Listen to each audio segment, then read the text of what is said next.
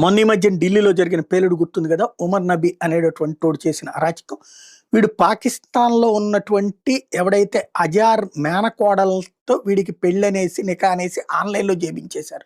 వీళ్ళిద్దరూ టర్కీలో కలుసుకున్నారు. ఓ 2 రోజులు 3 రాత్రుల్లో గడిపినట్టున్నారు. ఆ తర్వాత నుంచి వాడికి అమ్మాయి మీద పెచ్చన రేపి వాడిని భారత్కి విద్రోహిగా మార్చి భారతదేశంలో వాడే 3000 కిలోల పేలుడు పదార్థాలని తయారు చేసి హింస సృష్టించాలి, దేశం అంతా అరాచకం చేయాలన్నట్టుంది 4 ఏళ్ల నుంచి ప్లాన్ చేస్తున్నాడు అన్నట్టు విషయం తేలింది.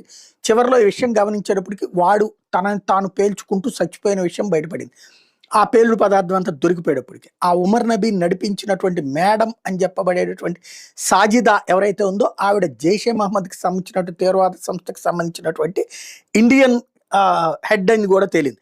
జమాత్ ఉల్ ఉమినాత్ ఈ సంస్థ పేరు, జమాత్ ఉల్ ఉమినాత్. ఇది జైషే మహమ్మద్